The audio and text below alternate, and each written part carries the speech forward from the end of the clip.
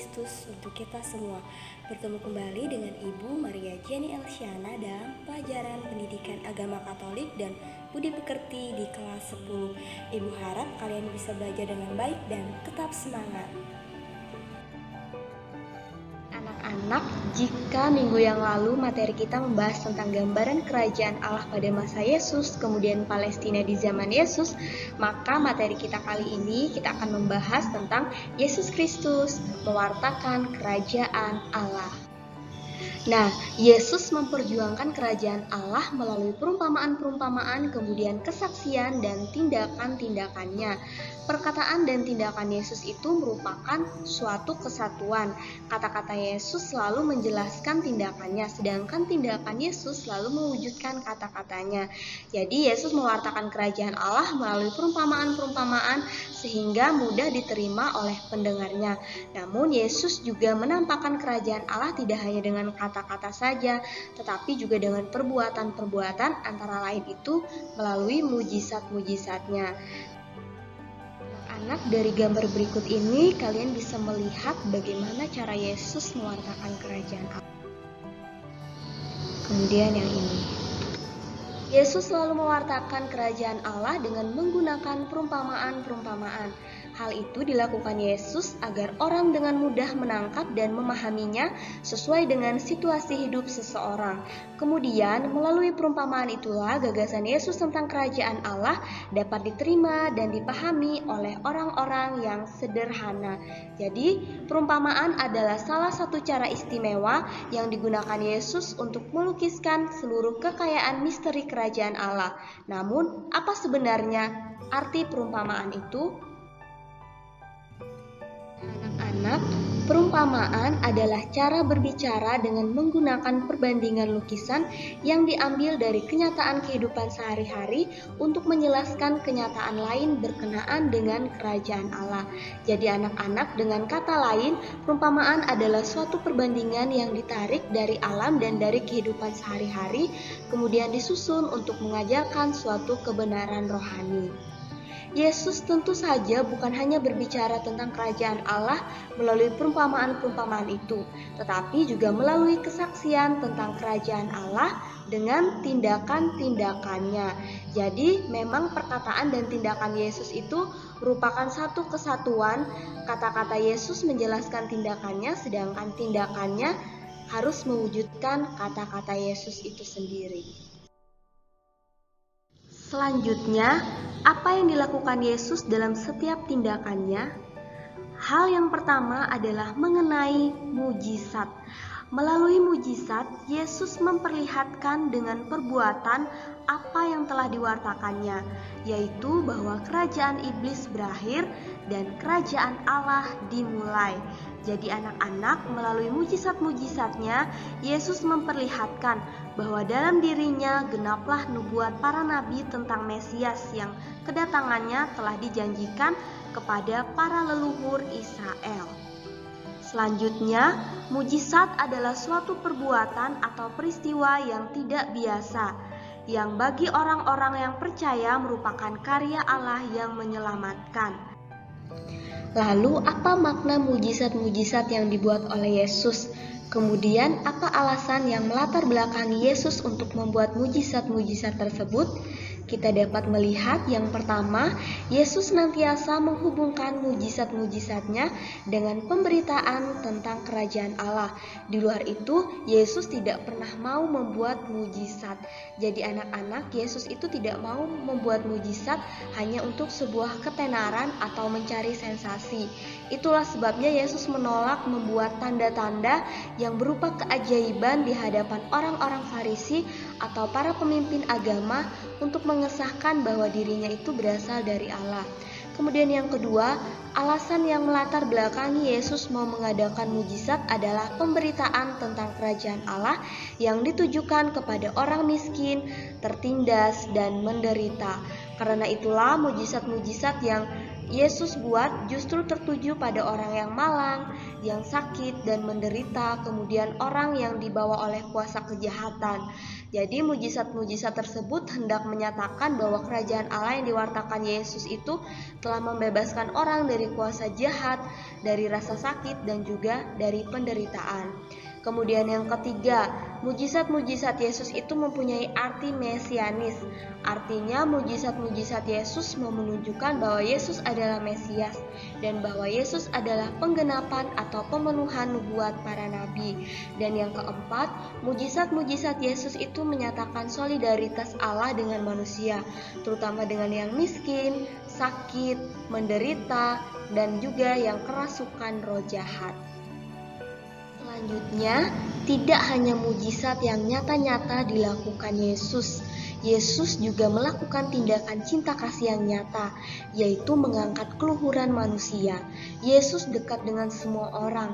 Ia bergaul dengan semua. Jadi Yesus tidak mengotak-ngotakkan, tidak membeda-bedakan kelas-kelas, misalnya antara pemimpin, orang miskin, dan sebagainya. Tapi Yesus bergaul dengan semua orang dan ia merangkul semua orang. Kemudian Yesus juga berani menjungkir balikan peraturan-peraturan yang mapan, tetapi mengotak-ngotakkan orang dan membatasi pergaulan manusia.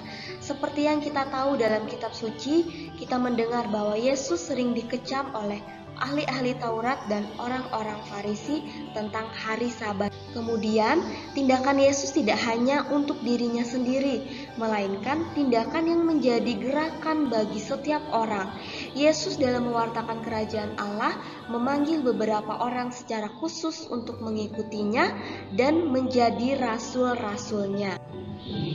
Seperti yang kita tahu bahwa kita mengenal 12 rasul yang telah dipilih oleh Yesus, di mana mereka akan membantu Yesus untuk mewartakan kerajaan Allah. Nah, untuk lebih memahami cara Yesus mewartakan kerajaan Allah melalui perumpamaan-perumpamaan, kita bisa membaca dari salah satu perumpamaan yang sudah kita kenal selama ini, yaitu perumpamaan tentang orang Samaria yang baik hati pada Injil Lukas bab 10 ayat 25 sampai dengan ayat yang ke-37. Orang Samaria yang baik hati, Injil Lukas bab 10 ayat 25 sampai 37. Pada suatu kali berdirilah seorang ahli Taurat untuk mencobai Yesus. Katanya, "Guru, apa yang harus kuperbuat untuk memperoleh hidup yang kekal?" Jawab Yesus kepadanya, "Apa yang tertulis dalam hukum Taurat? Apa yang kau baca di sana?" Jawab orang itu, "Kasihanilah Tuhan Allahmu dengan segenap hatimu, dan dengan segenap jiwamu, dan dengan segenap kekuatanmu, dan dengan segenap akal budimu, dan kasihanilah sesamamu manusia seperti dirimu sendiri." Kata Yesus kepadanya, "Jawabmu itu benar, perbuatlah demikian, maka engkau akan hidup." Tetapi untuk membenarkan dirinya, orang itu berkata kepada Yesus, "Dan siapakah sesamaku manusia?" Jawab Yesus, "Adakah seorang yang turun dari Yerusalem ke Yeriko? Ia jatuh ke tangan penyamun-penyamun yang bukan saja merampoknya habis-habisan, tetapi yang juga memukulnya, dan yang sesudah itu pergi meninggalkannya setengah mati. Kebetulan ada seorang imam turun melalui jalan itu. Ia melihat orang itu, tetapi ia melewatinya dari seberang jalan."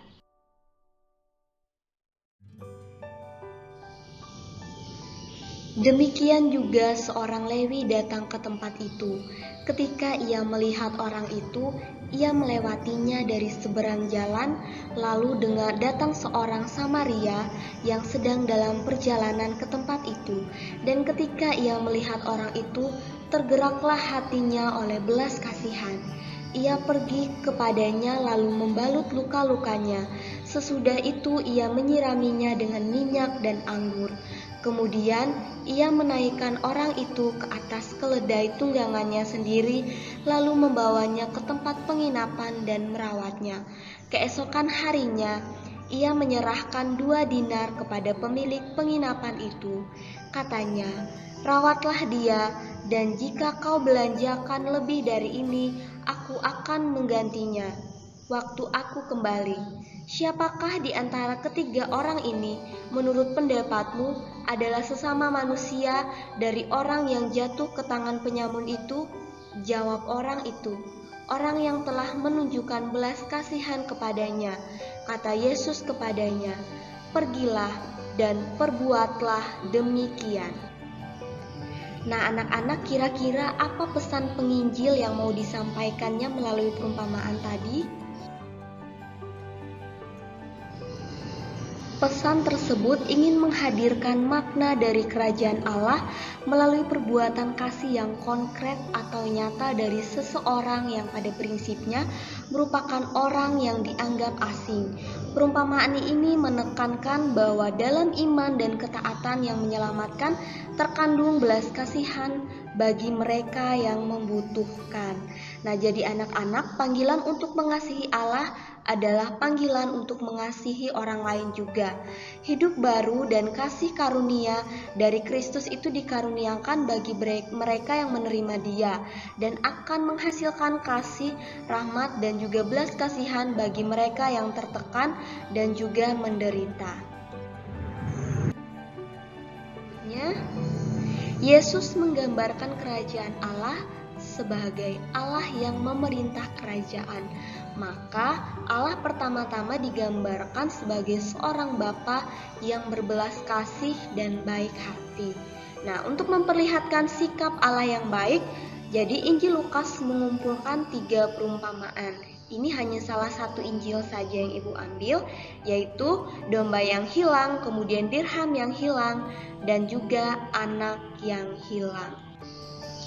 Jadi anak-anak, Yesus mewartakan kerajaan Allah itu dengan berbagai cara. Antara lain tadi seperti yang Ibu sebutkan di awal melalui perumpamaan-perumpamaan dengan yang mudah diterima oleh pendengarnya. Yesus juga menampakkan kerajaan Allah dengan perbuatan-perbuatan, yaitu melalui mujizat-mujizatnya. Yesus berbicara tentang kerajaan Allah melalui perumpamaan-perumpamaan, juga melalui kesaksian tentang kerajaan Allah oleh tindakan-tindakan Yesus. Perkataan dan tindakan Yesus merupakan satu kesatuan. Kata-kata Yesus menjelaskan tindakannya, sedangkan tindakannya mewujudkan kata-katanya. Ibu harap kita bisa bertindak seperti Yesus. Thank you and God bless us. Baiklah anak-anak, demikianlah materi yang dapat Ibu sampaikan dalam pertemuan kali ini. Semoga apa yang Ibu sampaikan dapat bermanfaat bagi kalian semua. Sampai bertemu kembali di pertemuan yang selanjutnya dengan